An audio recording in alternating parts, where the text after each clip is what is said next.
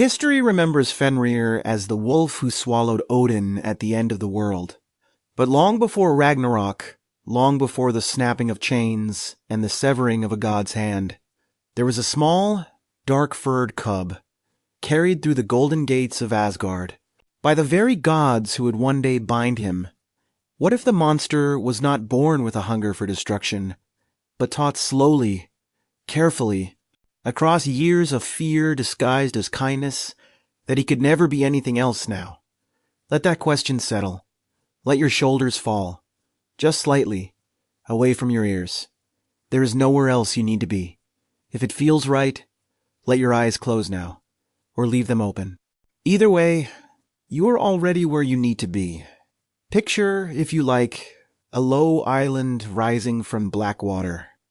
The heather is still. The mist has not moved in centuries. Somewhere on that island, a wolf is waiting. He has been waiting a very long time. This story holds no heroes wearing untarnished crowns, and no easy villains. It holds only a chain forged from things that no longer exist, a hand freely given, and the quiet truth that the gods themselves built the doom they tried to outrun. If you have found your way here, you are welcome, and if this becomes a place you return to, I would be honored. So let the mist carry you back. Back before the prophecy, back before the first link of the first chain was ever forged, back to a time when a wolf still trusted the hands that fed him. Chapter 1. The Shadow Beneath the Gold. In the beginning, Asgard believed itself unbreakable. Golden mead halls stretched beneath the sun that never thought to set, and the gods moved through long rooms thick with wood smoke and laughter. They had shaped the world and expected it to remain shaped. There was no urgency in their days. The scent of roasted meat and honeyed mead hung in every corridor, and even the silences felt like rest. But even gods are not exempt from knowing. Far beneath Yggdrasil's roots, the Norns wove threads that trembled with futures no one had asked to see. Their voices did not reach the feasting tables, yet what they whispered seeped upward into Odin's awareness. The Allfather, who had traded an eye for wisdom, understood that the golden light was borrowed. In the unspun threads, shapes were already stirring. Odin sent his ravens farther, and they returned with heavy wings. In the iron forests of Jotunheimer, Loki had fathered 3 children, a serpent vast enough to encircle the world, a girl whose face was half living and half corpse, and a wolf cub with fur dark as dried blood. The Norn's whisper hardened into certainty. These were not ordinary offspring. They were the shape of an ending. The Aesir traveled beyond Midgard's edge, into the iron forests where Loki's children waited. They found the serpent coiling around a frozen lake, the girl standing motionless, with one eye closed forever, and the wolf cub small, dark, silent, watching from beneath a fallen pine.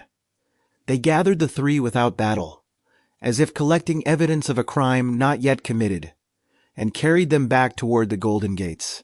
Odin passed judgment, the serpent to the deep ocean, the half-dead girl to Niflheim's cold throne. But the wolf cub small, silent as a held breath he kept inside the walls. Proximity, the Allfather reasoned, meant control. A threat raised in Asgard's own light, he believed, could not become a threat to Asgard's future. A single small shadow, he might have whispered, could do no harm. They set the cub on the cold flagstones of the great hall. The Aesir gathered in a silent ring. He did not cower. He sat with small dark paws planted, looking up with amber eyes that caught the firelight like chips of frozen sun. Some stepped back. Others exchanged glances they would later deny. In that moment, the wolf was no monster. He was only a young creature brought where he did not belong. Only one god moved. Tyr, whose name meant courage, long before it meant sacrifice, stepped forward and knelt, his hand extended, open, unarmed, slow. The cub did not flinch. There is no need to picture the fear on every other face.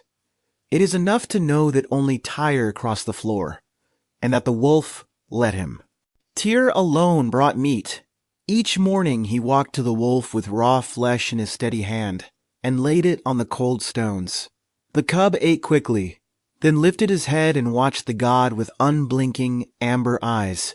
The other Aesir kept their distance, observing from the shadows of the pillars. They saw the limbs lengthen, the shoulders broaden. What had been small enough to carry now rose past a man's knee. Fear curdles in long silences. The gods began to speak in low voices when Tyr was elsewhere. They remembered the prophecy of the serpent already coiling around the world, the dead girl on her cold throne. The wolf in their hall was no cub now. His shadow stretched across the flagstones. They thought of chains. They thought of binding. And Tyr, still bringing meat each morning, heard none of it. The wolf did not know. He lay by the dying hearth, head resting on his paws, watching the door through which Tyr came each morning. Outside, the sun still touched Asgard's golden roofs, but its light was thinner now, easier to see through. The gods whispered of iron and dwarven forges. The first chain was taking shape in their minds, and the wolf, who trusted the only hand that had ever been kind, slept without dreaming of what waited beyond the morning. The wolf grew. Each week his shoulders rose higher, his paws spread wider across the flagstones. The cub who had once fit inside a cart now filled the corner of the hall like a shadow that refused to lift. His amber eyes, once curious and bright, began to hold something deeper, a stillness that made even the oldest gods avert their gaze. And still Tyr came, each morning, with meat in his hand and no hesitation in his step. Odin watched from the high seat, Helithskelf, where all things could be seen. The threads of fate did not soften with proximity. They tightened. The wolf they had chosen to keep close was becoming the thing they had hoped to prevent. And the Allfather understood with cold clarity that the choice to bring him inside had been no choice at all. Prophecy does not bargain. It only waits. Winter came and went, and the wolf's shadow stretched further. The gods spoke now only in council chambers, where the sound of his breathing could not reach. They recalled the serpent in the deep ocean, already grown so vast it encircled Midgard.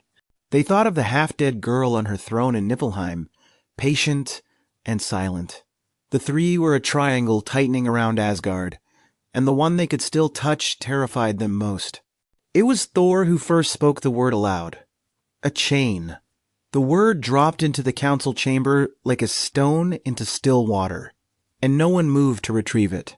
They began to discuss iron, thickness, length, weight.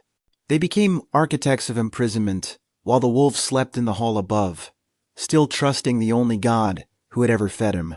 The betrayal did not begin with cruelty. It began with planning. Messengers were sent to the dwarves of Svartalfheimr, masters of metal and shadow, with a commission that bore no name. The first chain was to be heavy as grief, strong as the world's bones. The dwarves asked no questions. They had forged strange things before. In the deep forges, iron began to glow. The hammer strokes echoed upward through miles of rock. Tyr knew nothing of the council's decision. Each morning, he walked the long corridor to the wolf's resting place, the meat dark and wet in his hand. The wolf lifted his great head and waited, tail sweeping once across the stone. There was no language between them but this daily offering, no covenant but the steady rhythm of trust given and received. It was, in its quiet way, the only honest thing left in Asgard. The days grew shorter, the light thinner, and a chill settled into the golden hall. The Aesir moved with a new heaviness, their laughter less frequent. The wolf noticed. He watched the door more intently, his ears turning at every distant footfall. The air itself seemed to be holding its breath. Somewhere deep beneath the earth, the first link of the first chain was cooling from orange to cold iron gray. There is no need to picture every detail of what the gods felt in those final nights before the chain arrived. It is enough to know that some of them did not sleep. that Odin sat long hours staring into the fire. That Tyr, resting his hand on the wolf's shoulder one evening, did not yet know he was touching the creature he would one day betray. The warmth of the fur under his palm was still just warmth. The chain arrived at dawn on a cart pulled by silent dwarves. They left it at the gates of Asgard without a word, and returned to the darkness beneath the earth. The links were thick as a man's thigh, each one gleaming with the dull gray sheen of iron that had never touched sunlight. The gods gathered around it in silence. It was the first chain, but it would not be the last. They called it Leidingr, and so the threshold was crossed, not with a battle, not with a roar, but with the quiet clinking of iron links being lifted from a cart. The wolf still slept inside the hall, his dreams untroubled, his trust intact. The first chain lay in the cold morning air, waiting for a neck that had never yet known restraint. The betrayal was no longer a possibility. It was an object, and the gods had already decided who would place it. Chapter 2. The Ribbon Woven from Nothing. The morning the first chain was brought into the hall, Tyr's hand still rested on Fenrir's neck. The wolf had just eaten, and the warmth of the god's palm pressed into the thick iron-gray fur as it had 100 times before. Neither of them knew it would be the last honest touch. Outside, the gods were lifting Leidingr from the cart, its links clinking softly like coins being counted for a debt no one wanted to name. They came to him with smiles that did not reach their eyes. They spoke of a game, a test of the wolf's legendary strength, nothing more. Fenrir watched them, his amber gaze moving from face to face. He had grown large enough now to look down upon most of the Aesir, yet his manner was still that of the cub Tyr had fed. He agreed without suspicion. He stood, and he let them wrap the iron around him. The chain was heavy, thicker than a man's thigh, each link forged in the dark forges of Svartalfheimr. It coiled around Fenrir's legs and chest, pressing into his fur, and the god stepped back with held breath. The wolf tested the weight once, a slight shift of his shoulders, and then he stretched. The iron screamed, links shattered, and flew across the flagstones like startled birds, and Fenrir stepped free, his tail sweeping once. He did not understand why their smiles had frozen. The gods clapped. They forced laughter, clapped each other's shoulders, and praised the wolf's might as though they had expected nothing less. But their eyes betrayed them. Fenrir watched Odin's face, the way the Allfather's jaw tightened, and something small and cold settled into the wolf's chest. He did not know the word for deception, but he felt its shape. The broken links lay on the stone, and no one moved to pick them up. There is no need to linger on every shattered hope the gods carried back to their council that night. It is enough to know that Fenrir stood in the hall long after they had gone, looking down at the scattered iron, and then across the empty room to where Tyr had last stood. The god had not cheered. He had only watched, his hand hanging empty at his side. The wolf's amber eyes held a question that had no name and would never receive an answer. The second chain was called Dromi, and it was heavier than the first, twice the thickness. Each link burnished to a cold, smug gleam. The gods brought it to Fenrir with softer voices and more careful praise. This time, the wolf did not step forward willingly. He circled the chain where it lay on the flagstones, his great head low, and when he lifted his eyes to the Aesir, something had changed behind them. He was learning to read the space between their words. They appealed to his pride. They spoke of renown, of a fame that would spread through all the 9 worlds. And Fenrir, still young enough to be moved by the promise of belonging, allowed them to bind him. The chain wound around him like a serpent made of iron, and the gods retreated further this time, their backs pressing against the pillars. The wolf inhaled. Then he pulled against the restraint, with the full, terrible force of a creature who had never been told what his body could do. Dromi did not merely break it, exploded.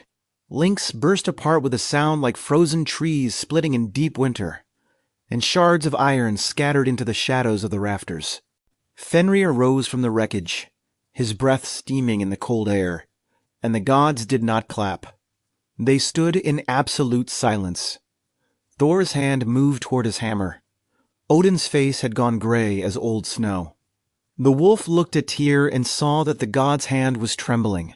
After the second chain, the gods no longer pretended. They withdrew to their council chamber and spoke in low, urgent voices that carried through the stone like the hum of hornets. Fenrir lay alone in the hall, his head on his paws, the shattered remains of Dromi still glittering around him. He did not growl. He did not pace. He only waited, and his amber eyes, once full of trust, now held the quiet, patient sorrow of a creature beginning to understand that he had been loved only as long as he was small. Tyr did not come the next morning. The meat did not arrive. Fenrir watched the door through which the god had always entered, and the door remained closed. The fire in the hearth had burned low, and no one came to feed it. Outside, the gods were already sending messengers beyond the edge of the world, seeking something stronger than iron, something that could not be broken. The wolf's waiting had begun. He did not yet know it would last until the end of time. Skirnir, Freyr's messenger, rode through worlds on a horse that did not tire. He carried no weapon, only a desperate commission, a fetter that could hold what iron could not. The journey to Spart-Elfheimer was long and dark, through tunnels where the echoes of ancient hammers never ceased. When he reached the dwarven forges, the masters of craft listened without surprise. They had heard of the wolf. They had already begun to imagine the impossible. The dwarves gathered 6 ingredients that did not exist. The sound of a cat's footfall, a silence pressed into substance. The beard of a woman, a thing never grown. The roots of a mountain, dug from the deep heart of stone. The sinews of a bear's strength without flesh. The breath of a fish gathered from water that had never known air. The spittle of a bird, the faintest trace of flight. From these absences, they began to weave. In the glowing dark, the ribbon took shape. It was thin as a silk thread, pale as moonlight on snow, and so smooth it seemed to slip through the fingers that held it. The dwarves called it Gleipnir. It possessed no weight, no roughness, no memory of the impossible ingredients from which it was spun. Yet, when they tested it against the strongest chains in their forges, those chains parted like water. The ribbon held. It was stronger than everything, because it was made of nothing that still existed. Skirnir brought Gleipnir back to Asgard, wound around his palm, still glowing faintly. The gods gathered around him in the cold hall, and one by one, they touched the ribbon. Their fingers found nothing to fear, no sharp edges, no crushing weight. But Odin did not smile. He understood that the most dangerous bonds are the ones you cannot feel until they tighten. The ribbon was ready. Now, they needed only to bring the wolf to a place where no one would hear him. They chose the island of Lyngvi, a low shelf of heather and dark rock, rising from the black-red lake, Amsvartnir.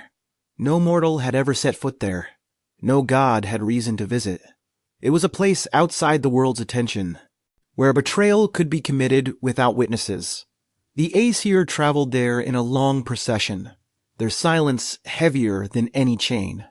Gleipnir hung from Odin's hand, a ribbon of impossible light against the iron-gray sky.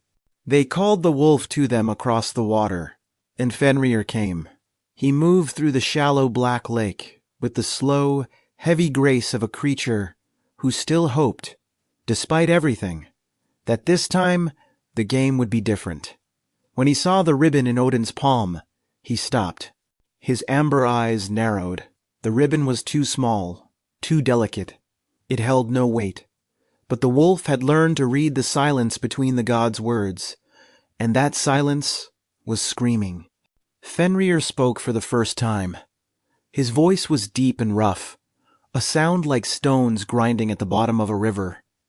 He looked at the ribbon and said he would not be bound by it. not because he feared it, but because he understood that the gods were no longer hiding their fear. He saw it in every face. He knew they had not come to play a game. And yet, when he looked at Tyr, something in the wolf's chest still hesitated. The last ember of trust had not yet gone cold. They offered him a pledge. One of them would place a hand in Fenrir's mouth, a living promise that no harm would come. The wolf considered this, his great head tilting slightly, his amber eyes moving across the assembled gods. He was not fooled. He knew the hand would be forfeit if they betrayed him. But perhaps he needed to know, truly know, whether any of them still saw him as something other than a threat. He asked for a volunteer. The silence that followed lasted long enough for the stars to shift. Tyra stepped forward, the god of courage, who had fed the wolf when he was small enough to carry, who had rested his hand on that warm neck 1,000 times, extended his right arm, and placed it gently between Fenrir's jaws. The wolf closed his mouth around the wrist, not biting, simply holding. The warmth of the god's skin pressed against his tongue. It was the last gift Tyr could give. Not a sacrifice yet, but a trust returned. The ribbon waited in the grass. The world held its breath. And so the wolf allowed the ribbon to be wound around his legs. Gleipnir, soft as a lover's whisper, cool against his fur. He lay still on the heather, Tyr's hand cradled in his jaw, and for one suspended moment, the trust between them was whole.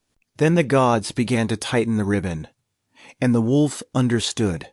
The struggle had not yet begun, but already the betrayal was complete. The island of Lyngvi held its silence.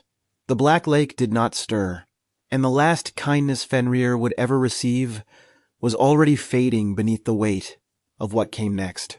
Chapter 3. The clock bound in heath. The sword was wedged between Fenrir's jaws before the gods had finished recoiling. Its blade stood vertical, hilt braced against the lower jaw, point driven into the upper palate, forcing the wolf's mouth wide.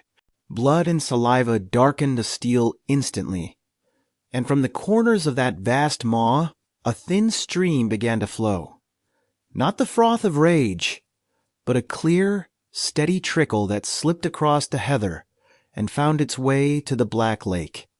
They called it Van, expectation. The gods did not linger on Lyngvi. Tyr cradled his wrist, the wound bound with strips torn from his own cloak, his face set in a stillness that was not peace. He did not look back at the wolf. None of them did. They crossed the black water of Emsvartnir in a silence broken only by the splash of oars, and the island shrank behind them until it was only a low, dark shape on the horizon, a shape that would now haunt every sunrise. Asgard received them without celebration. The golden halls, once thick with laughter and the smell of roasting meat, now felt drafty and hollow, as though the binding had pulled something vital from the air itself. Mead was poured but tasted thin. Fires were lit but gave little warmth. The Aesir moved through their days with a new gravity, and when they glanced toward the eastern horizon, toward the distant lake, Amsvartnir, their eyes held a knowledge they could not drink away. Far from Asgard, in the iron wood called Jarnvidr, a giantess, whose name the old poems do not preserve, gave birth to wolf cubs beneath the roots of a frozen pine. They were small at first, dark-furred, their eyes closed against the cold. She fed them on the marrow of ancient beasts, and they grew with the same unnatural speed their father had shown in Asgard's hall. The poets named them Skoll and Hati, treachery and hatred, and they hungered for light. Skoll took after the sun. Hati pursued the moon. Across the sky they ran, their dark shapes flickering against the clouds, their jaws open and waiting. On clear nights, the gods could hear them. Not the sound of their howling, but the faint, rhythmic panting of creatures that never stopped, never rested, never forgot what they were chasing. The sun began to hurry across the heavens. The moon grew pale, and every eclipse, the ancients said, was a near miss. Lyngvi itself became a place outside the world. No bird nested in its heather. No fish rose in the black water that ringed it. The island was not cursed in the way a sorcerer might curse a battlefield. It was simply avoided, as though the land itself understood that something immense and terrible lay waiting there. The only sound was the ceaseless trickle of Van, expectation made liquid, winding through the heather and into the lake. The river Van did not rush. It did not roar. It flowed with the patience of something that had no end, a silver-gray thread unspooling from the wolf's open mouth, gathering in shallow pools among the rocks, then slipping into Amsvartnir without a ripple. To stand on Lyngvi was to hear it always a soft, insistent whisper at the edge of hearing. The dwarves who had forged Gleipnir understood. The river was the sound of waiting, and waiting, and waiting. Across the 9 worlds, the knowledge of the bound wolf settled like a cold stone in the stomach of every being who heard the tale. In Midgard, mothers told their children that the wolf on Lyngvi was the reason winter came earlier each year. In Jotunheimer, the giants sharpened their weapons and smiled. In Niflheim, Hel sat on her cold throne and said nothing, though the dead who crowded her hall whispered that her half-living face had grown fractionally more alive. Fenrir did not sleep. His amber eyes remained open, fixed on the distant shore where the gods had vanished. The sword kept his jaws apart, and the river Van kept flowing. But the wolf himself was utterly still. His fur grew matted with frost in winter, and steamed in the brief summer thaw. The heather grew up around his massive legs, and still he waited, patient as stone, patient as the prophecy that had never once lied. There is no need to picture the centuries that followed in any detail. It is enough to know that the gods grew older, that their shoulders bent slightly under a weight they could not name, and that every decision they made from that day forward was shaped by the shape on the horizon. The wolf was bound, but the shadow of the wolf was not. It stretched across Asgard's golden floors, across Midgard's sleeping fields, across the very sun and moon, and it never, ever shrank. The gods attempted to resume the rhythms of immortality. Feasts were held, battles fought, mead poured into drinking horns that had known better years. But every toast now carried an unspoken coda to the day the wolf would rise. Odin sat longer upon Hlitskauf, his single eye scanning the horizon, not for glories yet to come, but for the dust cloud of an approaching doom. The high seat had become a watchtower, and the watch never ended. In Midgard, the mortal realms felt the shadow without knowing its source. Crops grew thinner at the edges of fields. Livestock grew restless on moonless nights. Old women who remembered the stories their grandmothers told began to leave offerings at crossroads, scraps of meat, twists of wool, not to any named god, but to the hungry silence that seemed to live just beyond the firelight. They did not know the wolf's name. They only felt his waiting. The Norns at the base of Yggdrasil continued their weaving, their fingers moving through threads that now ran dark with the colors of burnt fur and old blood. They alone did not flinch at what they saw. They had always known the shape of this story, from the first thread they had ever spun to the last they would ever cut. They watered the world tree with water from the well of Erd, and said nothing. Their silence was the only comfort the gods would never receive. On Lyngvi, the seasons passed like breaths. Winter buried the wolf in snow, until only the sword's hilt and the twin amber lamps of his eyes remained visible above the white. Spring meltwater joined the river Van, swelling its trickle into a soft, persistent song. Summer brought brief warmth that did nothing to thaw the frost in his fur, and autumn laid a carpet of dead heather at his feet. The wolf did not move. The wolf did not blink. Sometimes, on the stillest nights, the gods could hear the river Van from Asgard's walls, not as a sound carried by wind, but as a feeling carried by fate. It was the sound of time passing without resolution, of a question that would one day receive a terrible answer. Odin would stand on the ramparts, his ravens perched on his shoulders, and the two black birds would offer no counsel. Even they, who flew over every corner of the world, never crossed the black lake, Hemsvartnir. The giantess in Jarnvidr continued to bear children. Skull and Hati were only the first. After them came a brood of lesser wolves, whose names the poets did not sing, but whose hunger was no less fierce.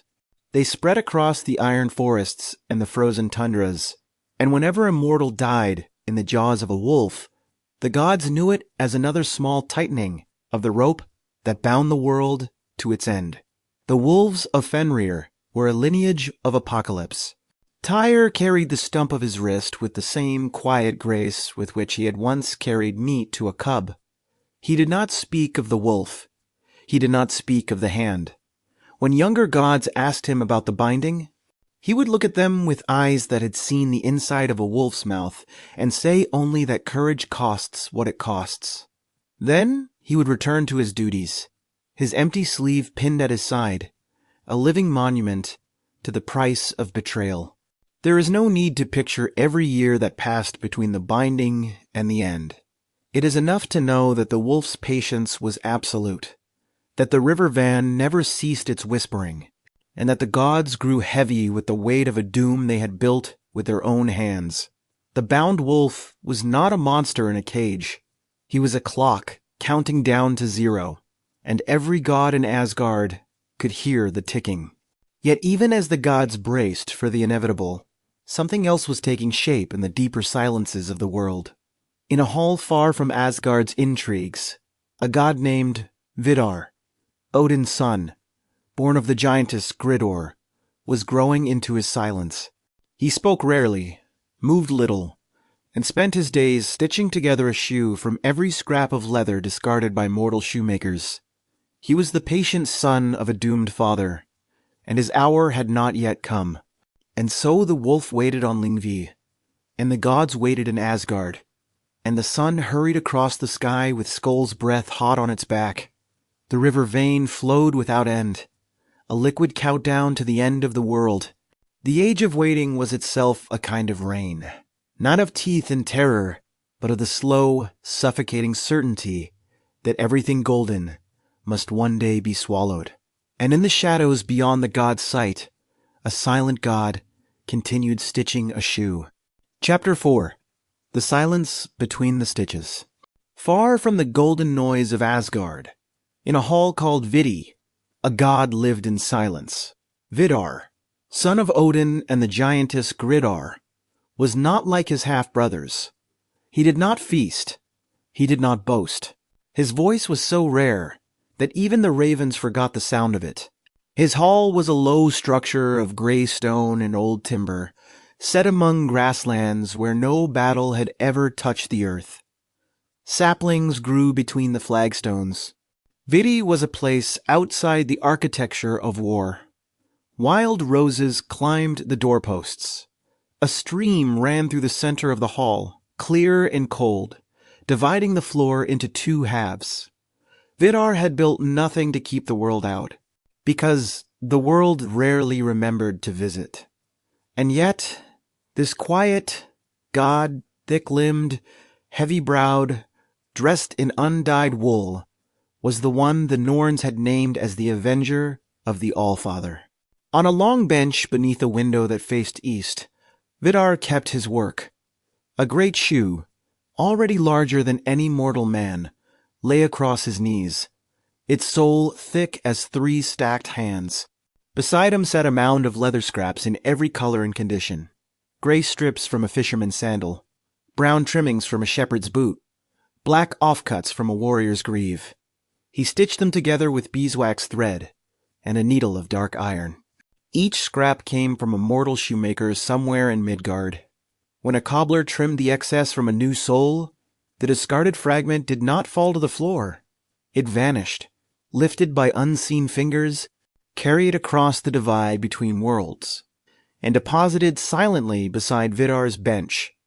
The shoemakers never knew.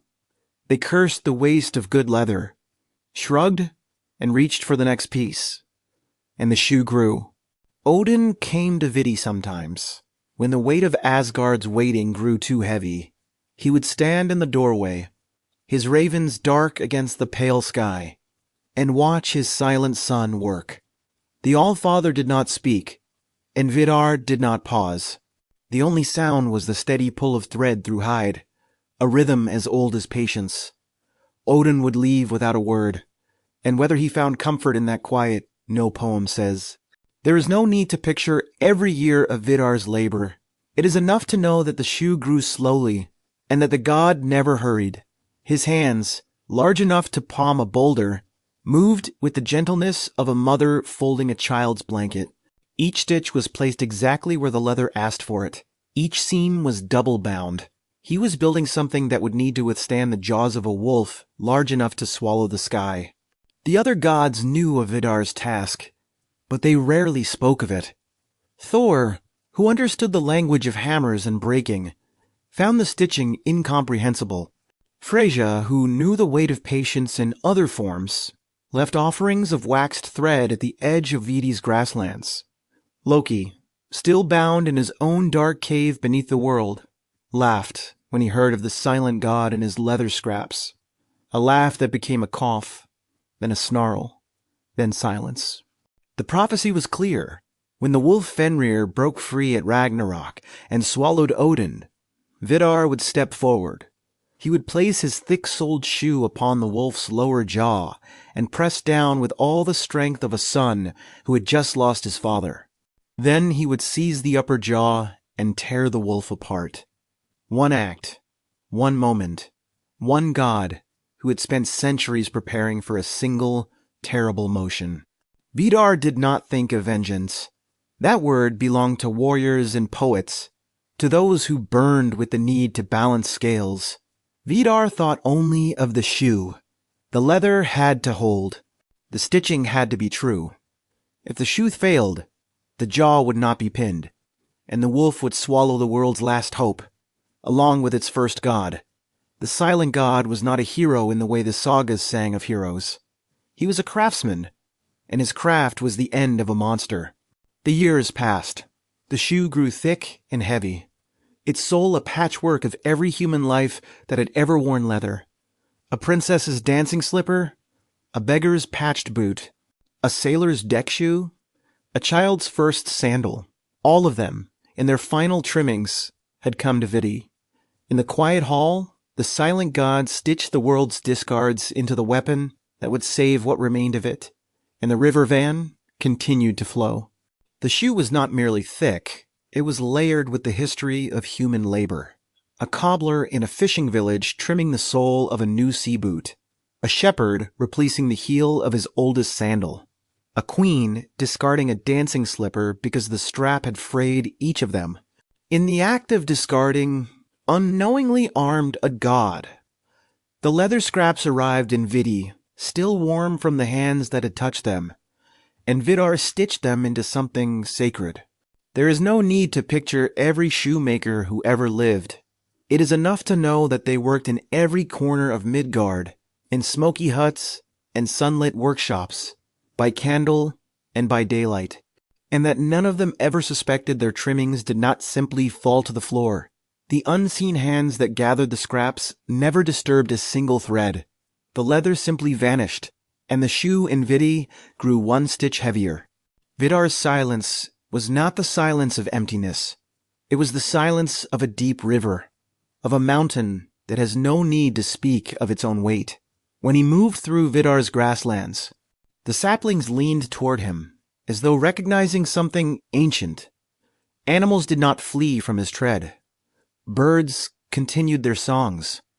He was part of the land in a way the other gods, with their golden halls and their endless talk of doom, had long since forgotten how to be. Thor came once to Viti, carrying Mjolnir in a hand that itched for a fight that was not yet here. He watched his half-brother stitch leather for a long time, the only sound the steady pull of thread. When he finally spoke, his voice was quieter than it had ever been in Asgard. He asked if the shoe would be ready. Vidar did not look up, but he nodded once. Thor left without another word, and the thunder that followed him home was gentler than usual. The shoe grew until it was too large for any mortal hand to lift, yet Vidar handled it with the ease of a man turning a page. Its sole was a patchwork of every color leather could hold: deep oxblood, pale tan, weathered gray, rich chestnut stitched together in tight, even rows. When the sunlight fell upon it through the eastern window, it seemed less a weapon and more a tapestry, a record of the world's small and ordinary moments, woven into something that would stand against the end of everything. The Norns had spoken his name only once, at the weaving of the world's fate, when they had come to the thread that marked the death of Odin. One of them had murmured that the Allfather would be avenged by his silent son. They had not described the shoe. They had not mentioned the stitching. Prophecy rarely concerns itself with the method, only the outcome. Vidar had heard the prophecy and understood that the outcome depended entirely on the method. He did not keep count of the centuries. The leather came, and he stitched. The seasons turned, and he stitched. Sometimes, in the long twilight of summer evenings, he would set the shoe aside and walk barefoot through the grasslands of Vidi, feeling the earth still solid beneath his soles. The world was still whole. The wolf was still bound. The stitching could continue. Then he would return to his bench, thread the needle, and resume. Across the worlds, the bound wolf's children continued their chase. Skoll's jaws were so close to the sun now that the disk had begun to flicker at its edges. Hatai's breath was a cold wind that pushed the moon faster across the sky. The eclipses grew longer. The winters grew darker. In Vidar, the shoe neared completion, and Vidar, who had never hurried, began to stitch with the quiet urgency of a man who knows the hour is almost at hand. The Jallarhorn had been silent for so long that most of the gods had forgotten the exact pitch of its note. But when it sounded a long, mournful blast that shook the roots of Yggdrasil and sent the ravens screaming into the sky, there was no god in any realm who did not know what it meant. The wolf had broken free. The end had begun. In Vidi, the needle paused for the first time in centuries. Vidar rose from his bench. The shoe, now finished, hung from his hand. Immense, heavy, stitched with the labor of every mortal who had ever discarded a piece of leather. He did not speak. He did not need to. The silent god walked out of his quiet hall and into the gathering darkness, stepping toward the battlefield where his father was already riding, where the wolf's jaws were already opening, and where the prophecy that had hung over the world since before the first chain was forged was finally, terribly, about to be fulfilled. Chapter 5. The End of Waiting. The sound of Gleipnir breaking was not a crack, but a long, low sigh that passed through the 9 worlds like wind through dead branches. On Lyngvi, the ribbon that had held for ages simply parted, its impossible strands unraveling into nothing, and the sword that had propped Fenrir's jaws fell to the heather with a dull, final thud. The river van stopped flowing. The wolf rose, and the earth shuddered. His legs, stiff from centuries of stillness, found their strength with a single, terrible stretch. The heather that had grown around his paws tore free. The black lake, Amsvartnir, rippled for the first time since the binding, its surface shivering as the wolf stepped off the island and began to move across the water toward the distant glow of a world already on fire. He did not look back. Fenrir's stride was the measure of doom itself. His lower jaw scraped the earth, carving a furrow through forests and fields, while his upper jaw brushed the clouds, parting them like smoke. His amber eyes, once patient and sorrowful, now burned with a flame that was not rage, but fulfillment. The waiting was over. The prophecy that had shaped every moment of his existence was finally, terribly, at hand. The gods saw him coming. From the walls of Asgard, from the muster points of Yggdrasil, they watched the dark shape that blotted out whole sections of the burning sky. Thor gripped Mjolnir until his knuckles whitened. Freya's falcon cloak stirred in a wind that carried the scent of wolf. And Odin, The Allfather, who had once decided to keep the cub close, looked upon what his decision had become and did not flinch. Odin armed himself without hurry. He drew on his golden helmet, took up the spear Gungnir that had never missed its mark, and mounted Sleipnir, the 8-legged horse that had carried him through every realm. His face was not the face of a god riding to victory. It was the face of a father who had known this ride was coming since before his children were born. He did not speak. The ravens had already flown. The battlefield of Vigridr stretched across a plain so vast that its edges were lost in smoke and fire. The armies of the dead and the legions of the gods collided in a chaos that was already beyond command. But at the center of that chaos, a space had cleared a long, silent avenue of scorched earth that led directly to the wolf. Fenrir waited at the end of it, his jaws open, his breath a hot wind. Odin rode into that avenue.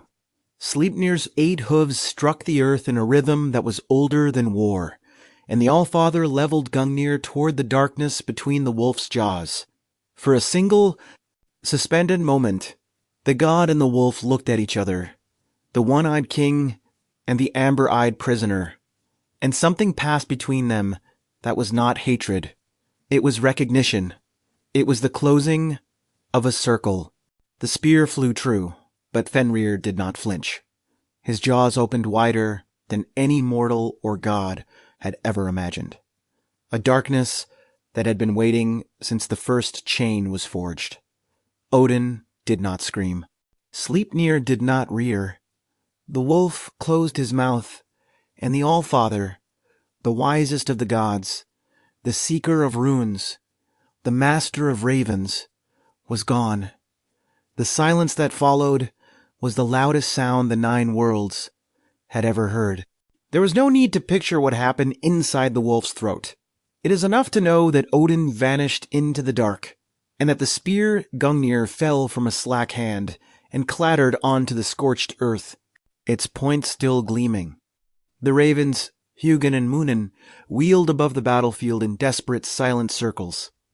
The Allfather had ridden to his fate, and his fate had accepted him. The gods did not weep. They did not have time. The wolf turned from the fallen spear, his amber eyes sweeping the battlefield for the next god, the next morsel, and the armies of Asgard fell back before him, like grass before a fire. But from the edge of the chaos, a single figure stepped forward, not charging, not screaming, but walking with the steady, unhurried stride of a man who had spent centuries preparing for this exact moment. Vidar, the silent sun, had arrived. Vidar did not raise a weapon. He carried no spear, no sword, no hammer. His hands hung at his sides, empty except for the weight of centuries. On his right foot, the great shoe, thick-soled, stitched from the discards of every mortal cobbler who had ever trimmed a sole pressed into the scorched earth with a sureness that made the ground itself seem to steady beneath him. The wolf turned. The silent god kept walking. Fenrir saw the shoe. He did not understand what it was, only that the god approaching him wore no armor and held no blade. The wolf's jaws, still hot from the Allfather, opened in something that might have been a laugh or a snarl, and the hot wind of his breath swept across the battlefield, flattening banners and scattering ash. Vidar did not stop. His face was calm, his eyes steady, his stride unbroken. The wolf lunged, but Vidar did not step aside. He stepped forward. His shod foot found the wolf's lower jaw, and pressed down with all the strength of a son who had just watched his father vanish into the dark. The leather held. The stitching, laid down over centuries of patient labor, did not tear, did not stretch, did not yield. The lower jaw was pinned to the earth, as though a mountain had been set upon it. Fenrir's amber eyes widened. For the first time since the cub had been carried through the golden gates, something moved in those eyes that was not patience or sorrow, or even wrath. It was surprise. The wolf tried to close his mouth, but the shoe held the lower jaw fast. The upper jaw still gaped, and Vidar, reaching up with both hands, seized it. His fingers found the wolf's palate, and he pulled. There is no need to picture the tearing in any detail. It is enough to know that Vidar's arms, thick as the boughs of an ancient oak, strengthened by a lifetime of stitching leather in walking grasslands, did not tremble. The wolf's jaws parted along a line that had been written into the world since the Norns first spun the thread of Fenrir's fate. The tearing was slow, immense, and irrevocable. The sound of it was the sound of a prophecy fulfilling itself. The wolf did not scream. Perhaps he could not. Perhaps, in the final moment, he did not wish to. His amber eyes, fixed on the gray sky above, slowly lost their fire, dimming like twin suns, setting into a sea of ash. The breath that had been hot enough to scorch the earth cooled to a sigh. The great body, which had stretched from the earth to the clouds, settled onto the battlefield with a weight that shook the roots of Yggdrasil. Fenrir was still. Vidar released the jaws and stepped back. The shoe, still intact, left a deep impression in the wolf's lower jaw, a mark that would remain long after the battlefield had grown over with grass, and the ash had washed into the sea. He did not speak. He had never needed to. He stood for a long moment beside the fallen wolf, looking down at the amber eyes that no longer saw him, and the silence he carried was not triumph. It was something closer to grief. The spear Gungnir still lay where it had fallen. Vidar walked to it, bent, and lifted it from the scorched earth. The shaft was cold. The point was unbroken. He held it for a moment, feeling the weight of his father's hand in the worn grooves of the grip. Then he laid it across his shoulder and turned toward the chaos of the battlefield. The wolf was dead, but Ragnarök was not yet over. The silent sun walked on, and the ash continued to fall. On the battlefield, the gods who remained fought on without their allfather. Thor had already fallen to the serpent's venom. Freya's falcon cloak lay trampled in the mud. But Vidar's deed had shifted something in the air, a small, cold current of hope that moved against the fire. The wolf that had swallowed the sun of their world was dead.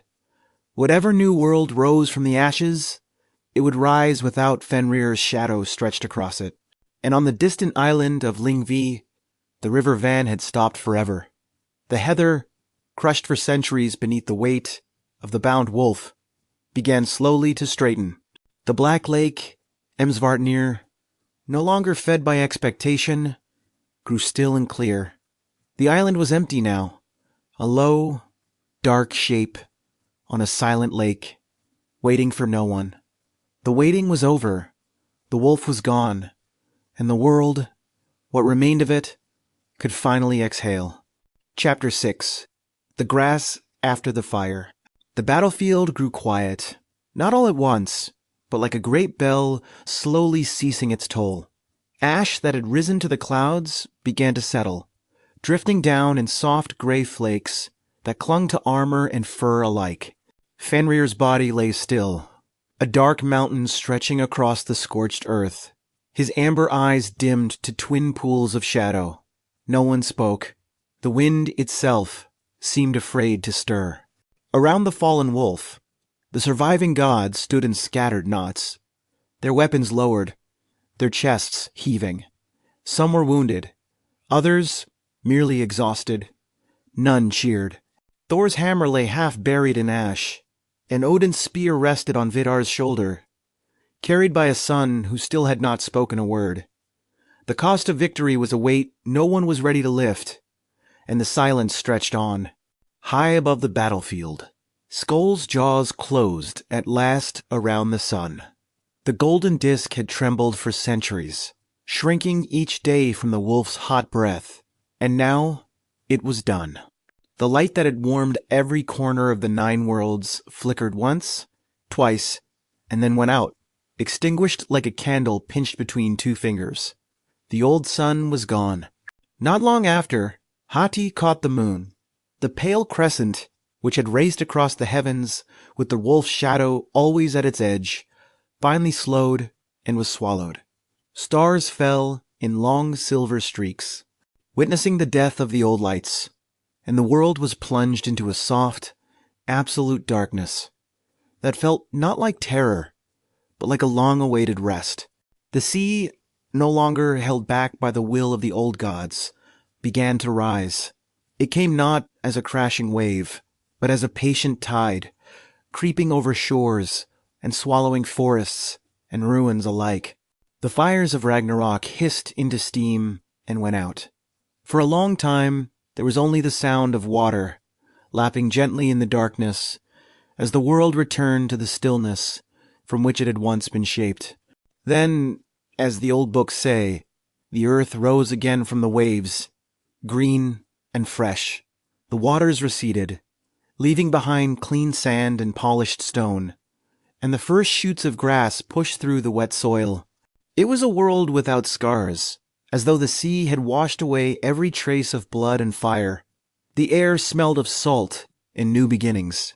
Vidar walked a new shoreline, Gungnir still resting across his shoulder. His great shoe, which had pressed down the lower jaw of the wolf, was still on his foot, its stitches dark with moisture from the receded sea. He did not hurry. There was nowhere to hurry to. The silent god looked out across the green expanse of the new world, and his silence was finally peace. The surviving gods gathered on the plain called Idavolar, where Asgard's golden halls had once stood reflected in the sky. Now there were only wide grasslands, dotted with wildflowers, and a stream that cut a silver path through the green. They sat on the grass, and someone, the old poems do not say who, found a golden chess piece gleaming in the wet soil. They dug in the grass and found more pieces, kings and queens, horses and shields, all cast in gold that had outlasted the flames. The surviving gods held them up to the faint glow of the new sun on the horizon, remembering the hands that had last touched them. And for the first time since the wolf broke free, someone smiled. It was a small thing, but it was enough. The new sun, daughter of the devoured one, rose slowly over the edge of the world. Her light was gentler than her mother's, a soft, buttery gold that warmed the wet grass and drew mist from the streams. There was no wolf chasing her, no dark shape at her heels. She climbed the sky alone, and her light was not borrowed from the past, but born fresh from the new day. The golden chess pieces were not the only things the gods found in the grass on Idavolar. Half buried near the stream lay a broken set of iron manacles, not the great chains Leidengr or Dromi, but a smaller set, the kind used to tether livestock. No one knew how they had survived the fire or why they rested on this particular plain. Someone placed a wildflower through one of the open cuffs, and the gesture felt like a prayer. The wolves Skull and Hati, having swallowed the old lights, dissolved into the darkness from which they had been born. No corpse remained, no fur, no bone, only a faint scattering of stardust that drifted down through the new atmosphere and settled on the grass like frost. The bloodline of Fenrir had completed its work. There would be no more wolves born in the iron wood, no more dark shapes chasing the sky. Vidar sat on a low stone at the edge of the plain and removed the great shoe for the first time in what felt like ages. The leather was cool and damp, the stitches still holding, though darkened by seawater and ash. He ran his thumb over the patchwork sole, the fisherman's boot, the shepherd's sandal, the queen's slipper, and then he set the shoe on the grass beside him. It was no longer a weapon. It was a relic. The island of Lyngvi, far from the gathering on Idavolar, had changed. The heather that had been crushed beneath the wolf's weight for centuries now stood tall and purple, swaying in the gentle wind that crossed the black lake. Amsvartnir, no longer fed by the river Van, had grown clear and still. Wild geese landed on its surface, and fish rose in the shallows. The island was no longer a prison. It was only an island. The dry channel of the River Van remained, a shallow scar through the heather that would take generations to heal. But already, small flowers had begun to grow along its banks, white and yellow blooms that leaned toward the sunlight, as though listening for something. The expectation that had flowed for so long was gone, and in its absence, the land was learning to be silent in a different way. Tyr did not survive Ragnarök. The god who had fed the wolf when he was small enough to carry, who had placed his hand in those jaws as a pledge of good faith, fell in battle against Garmar, the hound of hell. His empty sleeve, which had been a monument to courage, now lay still somewhere beneath the ash. But on Idavollr, the surviving god spoke his name quietly, and when they did, they touched their own wrists. There is no need to picture the old world in any detail. It is enough to know that the golden halls of Asgard were gone, that the mead benches were ash, that the great tree Yggdrasil had shaken but not fallen. The new world was smaller, quieter, greener. The gods who remained walked barefoot through the grass and did not speak of rebuilding. They spoke of remembering. Odin's ravens, Hugin and Munin, had vanished into the smoke and did not return. But in the new sky, 2 new birds, smaller, lighter colored, with eyes like chips of amber, began to circle above Idavollr. They did not speak, but they watched. The surviving gods looked up at them and understood that thought and memory had not abandoned the world. They had only changed shape. The daughter of the old sun climbed higher, her golden light warming the upturned faces of the gods. She would never be chased.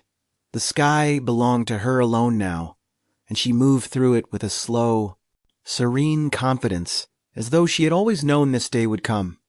Somewhere below, a wolf's amber eyes had closed forever, and somewhere above, a new light had opened. And so, the wolf's legacy was not terror, but this, a second beginning.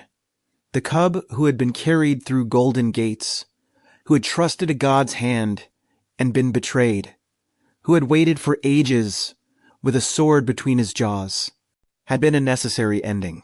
Without him, the old world would have lingered too long. Without him, the green grass of Idavollr would never have grown. The wolf had swallowed the sun, and in doing so, had made room for a new one. Chapter 7. The Light That Outlasted the Wolf. Long before the gods were given names, the northern forests held a different kind of darkness. Wolves moved through the trees like gray shadows, and the people who huddled around fires and clearings knew the sound of hunger in the night. A child taken from the edge of a village, a lamb vanished from the fold. These were not stories to the Norse. They were winter, and winter wore fur. The wolf that haunted the northern imagination was not a symbol. It was a neighbor whose territory pressed against the circle of firelight. In the long dark months when the sun barely showed its face, wolf packs grew bold, and the boundary between the wild and the home became thin as ice. Every family knew someone who had heard the howl too close. Every howl was a reminder that safety was temporary. From this deep, ancestral fear, the myth of Fenrir grew not as a simple beast of the forest, but as a cosmic amplification of everything the wolf represented. Hunger that could swallow a god. Strength that no chain could hold. Patience that could outlast centuries. The Norse did not invent a monster out of nothing. They looked into the dark tree line, saw the glint of amber eyes, and began to imagine what might happen if those eyes never blinked. The binding of Fenrir carries echoes of real ritual. Archaeologists have found bog bodies in Denmark, in northern Germany bound with ropes and branches, not killed in battle, but restrained, as though the act of tying was itself a form of magic.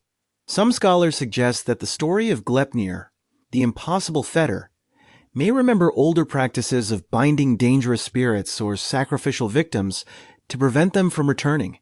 The Norns who wove Fenrir's fate were not fortune-tellers in the way later ages would imagine. They were the embodiment of a worldview in which the future was already written, and the only dignity lay in meeting it with open eyes.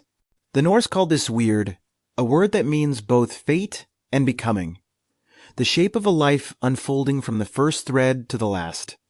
Fenrir's story is a weird story, and in it, even the gods are bound.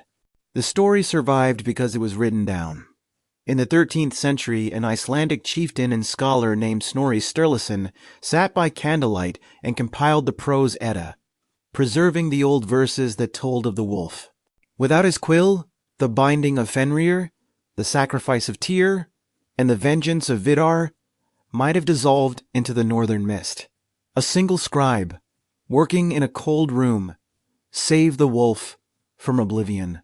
Across the centuries that followed, Fenrir's shadows stretched far beyond the sagas.